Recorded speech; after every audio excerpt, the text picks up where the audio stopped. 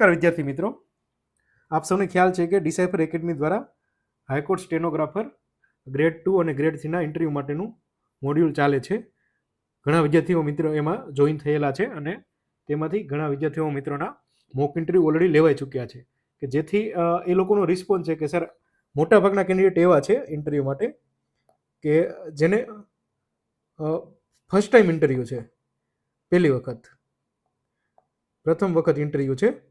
અને મેં મોક લીધા તો મને ખ્યાલ છે મારા અનુભવના આધારે કે ઘણા કેન્ડિડેટ એવા છે કે એને ખ્યાલ જ નહોતો એમ ઇન્ટરવ્યૂ કઈ રીતે આપવું, એમ તૈયારી કઈ રીતે કરવી, ઇન્ટરવ્યૂમાં શું શું પૂછે, એકદમ બ્લેન્ક હતા. કે ઇવન ઇન્ટરવ્યૂ મોક ઇન્ટરવ્યૂ લેવાનું હતું એ પહેલાં પણ એ લોકોએ મને મેસેજ કરીને પૂછેલું કે સર અમે કઈ રીતે આપશું. પછી જે આપણો ગાઈડ આખો સેશન થતો હોય છે 40-50-60 મિનિટનો, એમાં આખું એ લોકોને સમજાવવામાં આવ્યું કે તમારે આ ડાયમેન્શનથી તૈયારી કરવાની છે.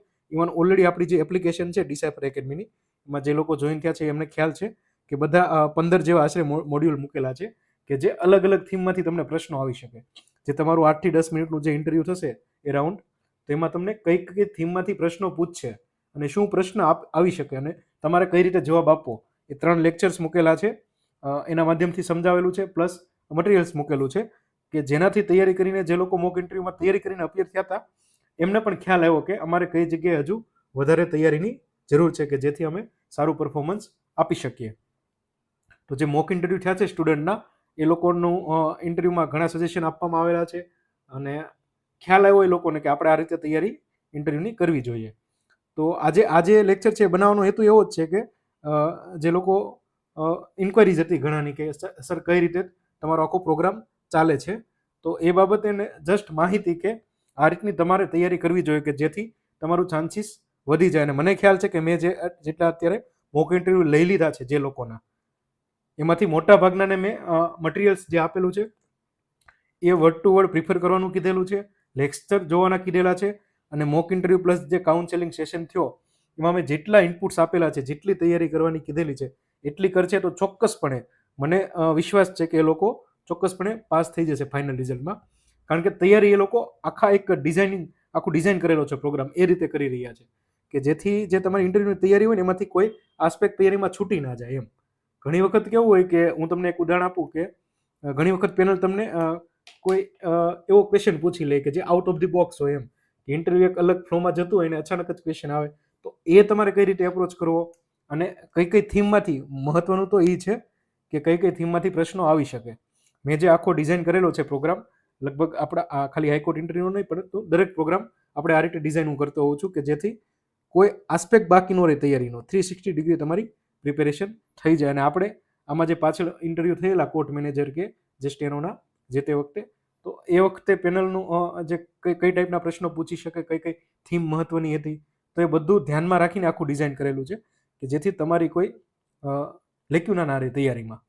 ઓકે, તો આજે આપણે જોઈએ આગળ કે તમારે તૈયારી શું કરવી જોઈએ એક્ઝેક્ટલી અને આપણો આજે પ્રોગ્રામ છે કઈ રીતે વર્ક કરે છે. ઓકે, જો આ તો એક આપણા કેન્ડિડેટ છે કે જેનું ઓલરેડી મોક લેવાઈ ગયું છે. આ જે 3 કેન્ડિડેટ છે, આ 3ના મને સિલેક્શનના ફૂલ ચાન્સીસ લાગે છે, કારણ કે એ લોકોએ મેં જેટલું એ લોકોને તૈયારી કરવા કીધેલું એ પ્રમાણે બધા મોડ્યુલ તૈયાર કરેલા, જે મૂકેલા છે, વિડીયોઝ જોયેલા અને પોતાની રીતે પણ એ અપડેટ થયેલા. જે મેં લેક્ચર્સમાં કીધેલું છે કે આટલું આટલું તમારે પોતાની પર્સનાલિટી માટે જે આસ્પેક્ટ હોય, પર્સનલ આસ્પેક્ટ, ગ્રેજ્યુએશન અલગ હોય, એ રીતે તમારે તૈયારી કરવી જોઈએ. તો આ મેં 3 મૂકેલા છે, બહુ બધા છે, એમાંથી આ 3 મૂકેલા છે. તો અને મને ખ્યાલ છે કે મોટા ભાગના જે જોઈન થયા છે ને, એ જો હું કહું છું એ રીતે આખી જે પ્રોગ્રામ છે એ રીતે તૈયારી કરશે ને પોતાની રીતે, જે કન્ટેન્ટ પ્લસ લેક્ચર્સ મૂકેલા છે એ, પછી મોક ઇન્ટરવ્યૂમાં જેટલી વસ્તુ કહેવામાં આવે છે એકદમ બારીકાઈથી તૈયારી કરશે તો ચોક્કસપણે એ લોકો ફાઇનલ લિસ્ટમાં આવી જશે. તો આ એક ઇન્ટરવ્યૂનો ફીડબેક છે આપણા સ્ટુડન્ટનો કે જેણે તૈયારી અત્યારે ઓલરેડી કરે છે તૈયારી અને સારી કરે છે. એમ મોક ઇન્ટરવ્યૂ આપ્યા પછી એનો કોન્ફિડન્સ પણ બૂસ્ટ છે અને ઘણા ડાઉટ્સ પણ એના મોટાભાગના સોલ્વ થઈ ગયા છે. ફર્સ્ટ ટાઈમ કેન્ડિડેટ હતા કે એને ફર્સ્ટ ટાઈમ ઇન્ટરવ્યૂ છે. તો જનરલી તમારે તૈયારી આખી છે ને 360 ડિગ્રી કરવાની છે ઇન્ટરવ્યૂની. કે આપણું એક પર્સનાલિટી ટેસ્ટ ફોર્મ છે, બધાને ખ્યાલ હશે. ઘણા લોકો પૂછે છે કે સર આ ફોર્મ કઈ રીતનું છે, પર્સનાલિટી ટેસ્ટ ફોર્મ.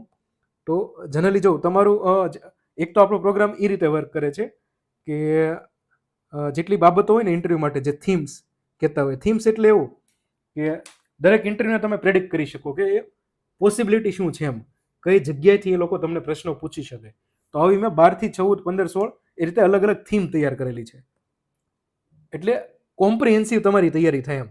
એટલે એ દરેક થીમની તમારે અલગ તૈયારી કરવાની, એ પણ મેં એક્સપ્લેન કરેલું છે. અને એ જ પ્રમાણે હું તમને આખું કન્ટેન્ટ મૂકું છું એપ્લિકેશનમાં. 14-15 જેવી પીડીએફ મૂકેલી છે મેં. એ બધી થીમ્સ કવર થઈ જાય એવો પ્રયાસ, કે જેથી એ થીમમાંથી પ્રશ્ન આવે તો તમને એ ના આવડે એવું ના બને, તમે એને ટેકલ કરી શકો એ પ્રશ્નને. બીજું છે personality test form. Personality test form, okay. તો આજે આખું પર્સનાલિટી ટેસ્ટ ફોર્મ છે ને, અહીંયા લખી દઉં હું, પર્સનાલિટી ટેસ્ટ ફોર્મ. તો આ એ રીતે ડિઝાઇન કરેલું છે કે મારો જે 8-10 વર્ષનો અનુભવ છે, બહુ બધા કેન્ડિડેટ્સના મોક ઇન્ટરવ્યૂઝ લીધેલા છે, ઘણી પેનલમાં પણ એજ ગાઈડ કરેલા છે સ્ટુડન્ટને કે તમારે આ રીતે ઇન્ટરવ્યૂની તૈયારી કરવી જોઈએ. ને બહુ બધા કેન્ડિડેટ સક્સેસ પણ થયા છે ખૂબ સારા માર્ક્સ સાથે એમ. તમે ઈશોનું રિઝલ્ટ જોશો તો ટોપમાં કેન્ડિડેટ છે આપણા, કે જેણે આપણી પાસે તૈયારી કરેલી હતી. તો આ ફોર્મ મેં મારા અનુભવના આધારે ડિઝાઇન કરેલું છે, કે એમાં જો તમે જેટલી ડિટેલ્સ આપેલી છે ને એ તમારે વ્યવસ્થિત ભરવાની છે, ફિલઅપ કરવાની છે ખૂબ શાંતિથી, અને પછી એ તમારે સબમિટ કરવાનું છે. એટલે જ્યારે તમારું ઇન્ટરવ્યૂ થવાનું હોય, મોક ઇન્ટરવ્યૂને જે કાઉન્સેલિંગ સેશન, એ પહેલાં હું એ આખું જે ફોર્મ છે એને સ્ટડી કરું, કારણ કે એ એકદમ પર્સનલ આસ્પેક્ટ હોય છે, વ્યક્તિગત દરેક વિદ્યાર્થીનો. અને એમાં એટલી જ બાબતો દર્શાવવામાં આવેલી છે મહત્વની. ખૂબ મોટું ફોર્મ છે અને ખૂબ વિચારીને તમારે બધું ફિલઅપ કરવાનું છે, અને એના આધારે તમારું મોક ઇન્ટરવ્યૂ થશે. અને એમાં હું આખું તમને સમજાવીશ કે આ થીમમાંથી તમારું જે પર્સનાલિટી છે એ પ્રમાણે આટલા પ્રશ્નો તમને ઇન્ટરવ્યૂમાં પૂછી શકે, ને તમારે એના આ રીતે જવાબ આપવાના છે. એટલે આખું ફોર્મ છે, એમાં તમારી educational background detail, strength, weakness છે, હોબીઝ છે, ઇન્ટરેસ્ટ છે, બહુ બધું છે એમાં, કે જે મોક ઇન્ટરવ્યૂમાં દરેકમાંથી હું ક્વેશ્ચન તમને પૂછીશ, કે જે તમને ઇન્ટરવ્યૂમાં પણ પૂછશે. કારણ કે ઇનડાયરેક્ટલી તમારે ત્યાં જે પર્સનાલિટી ટેસ્ટ ફોર્મ છે ને એનો સાર જ તમારે 1 થી 1.5 મિનિટમાં કહેવાનું હોય છે, કે જેથી તમને આઈડિયા આવી શકે એમ, કે મારી પ્રિપેરેશન 100% થયેલી છે, કોઈ પણ એવો આસ્પેક્ટ બાકી નથી કે જેની પ્રિપેરેશન મેં નથી કરેલી. એટલે એક તો મારું જે કન્ટેન્ટ હું જે મૂકું છું એ કન્ટેન્ટ પૂરેપૂરું, પ્લસ લેક્ચર્સ, લિમિટેડ લેક્ચર્સ છે, પણ એકદમ શાંતિથી મેક્સિમમ ટાઈમ તમે રિવિઝન કરો, 3 થી 4 વખત જુઓ, 5 વખત જુઓ, તમને દર વખતે કંઈક અલગ અલગ જાણવા મળશે. અને મોક ઇન્ટરવ્યૂમાં પણ મેં જેટલા તમને પ્રશ્નો કીધેલા છે, જેટલા આસ્પેક્ટ કીધા તૈયારી કરવા માટેના, એ બધું તમે પ્રિપેરેશન કરો. પ્લસ જે તમારું પર્સનાલિટી ટેસ્ટ ફોર્મ છે એ તમે મને સબમિટ કરાવશો, એટલે એના આધારે હું તમારું મોક ઇન્ટરવ્યૂઝ અને કાઉન્સેલિંગ સેશન કરીશ. તો એમાંથી પણ હું જેટલી વસ્તુ તમને કહું ને એ બધી તમારે વ્યવસ્થિત પ્રિપેર કરવાની. અને જો આટલું તમે પ્રિપેર કરી જશો ને તો 100% તમારું ફાઇનલ સિલેક્શન થવાના ચાન્સીસ પૂરેપૂરા વધી જશે. આપણા ઈશોના ઇન્ટરવ્યૂમાં જે લોકો આખો રોડમેપ ફોલો કરેલો, મેં જે સજેસ્ટ કરેલો એ લોકો ફાઇનલ લિસ્ટમાં સિલેક્ટ પણ થયા અને ટોપ રેન્ક સાથે સિલેક્ટ થયા. તો આ રીતે તમારે પ્રિપેરેશન કરવાની છે, કે જેથી તમને આઈડિયા આવે કે મેક્સિમમ અનધર સ્ટુડન્ટ છે, આઉટ ઓફ સ્ટેટના સ્ટુડન્ટ છે, અને એનું સિલેક્શન થયેલું છે ઇન્ટરવ્યૂઝ માટે. તો એનો ફીડબેક છે. તો તમે આ રીતે તૈયારી કરવાની છે આખી તમારે. એક તો કન્ટેન્ટ, ઓકે, કન્ટેન્ટ, અને એ પણ થીમ વાઇઝ કન્ટેન્ટ છે એમ, કે જે ઇન્ટરવ્યૂ માટે મહત્વનું છે. એવું નથી કે તમે ગમે તે વાંચી લો, બધું વાંચવાનું, એવું નથી. જે ઇન્ટરવ્યૂ થીમ હોય ને, દરેક કોઈ પણ ઇન્ટરવ્યૂ થતું હોય ને તમારે જોવાનું કોઈ પણ ભરતીનું, તો એને તમારે 360 ડિગ્રી જોવાનું કે અહીંયાથી ક્વેશ્ચન ક્યાંથી પૂછી શકે આ લોકો એમ. તો દરેક ઇન્ટરવ્યૂની એક મેથડ હોય છે. તો એ પ્રમાણે જ મેં આખો આ કન્ટેન્ટ, આ જે પ્રોગ્રામ છે આખો એ ડિઝાઇન કરેલો છે, ને એ પ્રમાણે હું કન્ટેન્ટ મૂકું છું. તો એક તો તમારે કન્ટેન્ટ જોવાનું છે, જે લોકો જોઈન થયા છે. બીજું કે લેક્ચર્સ, બરાબર, લિમિટેડ છે, પણ એ તમારે મેક્સિમમ રિવિઝન કરવાનું છે. પછી એક લેક્ચર્સ મેં એ રીતનો કરેલો છે, ટ્રાન્સક્રિપ્ટ એક્સપ્લેન કરેલું છે. એમાં જે ટ્રાન્સક્રિપ્ટમાં જે બાબતો કીધી છે ને એ બધી તમારે તમારી સાથે રિલેટ કરવાની છે. એટલે તમને ઓટોમેટિક આઈડિયા આવી જશે કે ઓકે, અહીંયા આ કેન્ડિડેટની જગ્યાએ જો મારું ઇન્ટરવ્યૂ થયું હોત તો મને આ પ્રકારના પ્રશ્નો પૂછેલા હોત. એટલે તમે ઓલરેડી પ્રિપેર થઈ ગયા ઇન્ટરવ્યૂ માટે, કે જ્યારે તમને ઇન્ટરવ્યૂમાં પૂછશે ને તો તમને નવું કંઈ નહીં લાગે એમ. તમને ઓલરેડી ખ્યાલ છે કે મારું ઇન્ટરવ્યૂમાં આ રીતના પ્રશ્નો આવવાની શક્યતા છે પૂરેપૂરી. તો એ જોવાનું છે, પ્લસ મોક ઇન્ટરવ્યૂ અને જે કાઉન્સેલિંગ સેશન. ઓકે, આમાં જે હું કરાવીશ ખૂબ લેન્ધી હશે અને ખૂબ ડાયમેન્શન કવર થશે, કારણ કે આખું જે ફોર્મ છે ને તમારું એ મારે કોમ્પ્રિહેન્ડ કરવાનું હોય તમારી સામે, કે અહીંયાથી તમને પ્રશ્ન આવી શકે, આ પ્રશ્ન આવી શકે, આ પ્રશ્ન આવી શકે, આ રીતે જવાબ આપવાનો. તો આ રીતે તમે તૈયારી કરશો ને તો 100% તમારા સિલેક્શન થવાના ચાન્સીસ વધી જશે. તમારું લિસ્ટમાં સારા મેરિટથી તમારું સિલેક્શન થશે. તો આ રીતે તમારે તૈયારી કરવાની છે. અને જે લોકો સેલ્ફ પ્રિપેરેશન કરે છે તો એને મેં ઓલરેડી એક અગાઉ લેક્ચર્સ મૂકેલો છે, એમાં મેં ડાયમેન્શન બધા કીધેલા જ છે. એ પ્રમાણે તમે તૈયારી કરી શકો છો. પણ ટ્રાય કરજો કે તમે કોઈ વ્યવસ્થિત વ્યક્તિના માર્ગદર્શન નીચે અથવા તો તમારા ફ્રેન્ડ હોય કે કોઈ પણ એની સાથે તમે મોક ઇન્ટરવ્યૂ પ્રેક્ટિસ કરો, કે જેથી એ તમને ઓલરેડી અત્યારના સ્ટેજ પર કહી શકે કે તમારે કઈ કઈ જગ્યાએ સુધારાની જરૂરિયાત છે. There is always scope of improvement દરેક જગ્યાએ, કે ઇન્ટરવ્યૂ વખતે તમને કોઈ ઇસ્યુ ના થાય. હવે જે લોકો એવું કીધું કે મોટાભાગના જે લોકો જોઈન થઈ ગયા છે એના માટે નથી, પણ જે લોકોને ડાઉટ્સ હતા કઈ રીતે જોઈન થવું એમ, ઘણા યુટ્યુબ કોમેન્ટ્સમાં પૂછેલું છે, ટેલિગ્રામ પણ મેસેજ કરીને પૂછેલું છે.